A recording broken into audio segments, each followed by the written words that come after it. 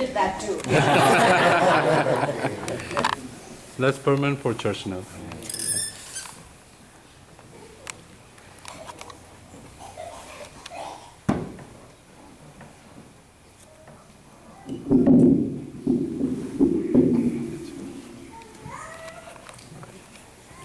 Children, obey your parents in the Lord, for this is right. Honor your father and mother, which is the first commandment with promise, that it may be well with you, and you may live long on the earth. And you, fathers, do not provoke your children to wrath, but bring them up in the training and admonition of the Lord. Happy Father's Day to all the fathers, especially my dad. I love you, Appa. Love you too. Respected Achin, parents, and my dear friends. First of all, I want to thank God and Shibu Achin for giving me the opportunity to say a few words on Father's Day. Also, I want to thank my mom for helping me to prepare this speech. Today is known as Father's Day, a day set aside to remind all children to remember their father in some ways. A day to give expression of love and appreciation of their sacrifices. It is a time to thank our dads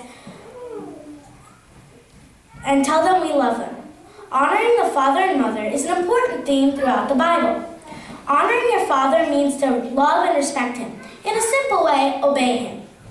The important thing to remember is that mothers and fathers have different roles. Our mother gives us flesh and bones, and our father gives us life. This is why mothers are more worried about our physical and emotional well-being, but fathers are more worried about education, life, and value. Mom asks, "Mole, paal kudicho, putru kaicho, homework chedo, prarthicho." And dad asks, "Honor roll kittiyo, distinction ano, prarthicho," etc. A good father is concerned about values, not only in this world, but also in heaven. I believe we all have good fathers. Otherwise, we wouldn't be sitting in the house of the Lord today. The relationship we have with our parents is mostly built on the time they spend with their children, especially when they are little. The benefit is long-lasting, and generations will become proud of their heritage. My dad told me back in India they never had Father's Day celebration because every day was a Father's Day. Maybe except when they got beaten up with a stick, then it's Father's Day, but no celebration. We don't need a particular day to let them know that we love and respect them. We don't need to give a gift to show our appreciation to our dads, but nothing's wrong with giving gifts. But give them a good gift to be proud of. Remember, the most wonderful gift is to make them become proud of you. Like Tumbe Uncle told on Sharon Chichi's graduation party that he wants to be known as Abu Sharon, which means Sharon's dad. What a proud dad he is. All dads have dreams and hopes for their children. Please fulfill them and make them become proud of you. Let me tell you an experience that I had with my dad. I had a bucket list with only one thing left to do on it. Go to Paris and spend my tooth fairy money there. I kept bugging my dad saying that I wanted to go, and he kept saying he wanted to go too. Finally, he promised me that we would go. He fulfilled that promise, and he took me all over Europe. We went to England, Holland, Belgium, Germany, Austria, Switzerland, Rome, Italy, and France. In fact, we were in London on my dad's birthday, and we got a bagpiper who played Happy Birthday for him on the London Bridge. I would have to say it was the best vacation I ever had so far. I am sure you also have some very memorable events with your dad.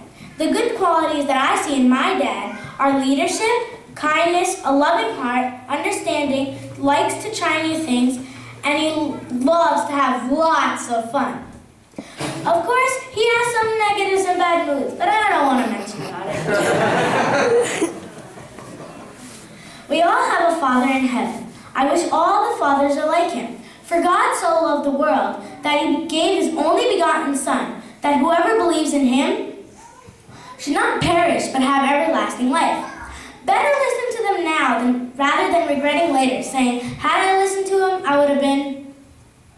Shibuletsin is our spiritual father. I like him so much. It is our responsibility to listen to him, obey him, and treat him with respect. even if when some decisions don't please us. My dad says a lot of no's to me. I get upset too. For example, I want to go to my friend's house for a sleepover, and I ask my dad, and he says no. And I'm like, why, Daddy, why? But then, when he explains it, it makes a lot of sense that there was no benefit out of it. Our parents always want only good things to happen to their children. The wisest man who ever lived on the world was Solomon. In the book of Proverbs, he says, a wise son makes a glad father. Proverbs also says, the rod and rebuke give wisdom, but a child left to himself brings shame to his mother. Every daughter and son should make a glad father. My dad doesn't have a lot of free time. He's always busy with work, cultural activities, and other things, as you all know. I wish he spent more time with me. I have a small request to all the fathers to find some time for your kids. It makes the relationship stronger and long-lasting. Also, all the fathers should become a role model for their kids. It is very easy to say that, but very hard to practice it. I can give you some tips. Look at the spelling of fathers. F-A-T-H-E-R-S.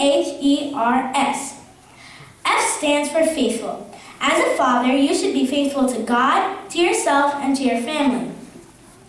A stands for always be there. A father should always be there for the people they care about. Who should you care about the most? Your kids, right? But don't forget about your wife.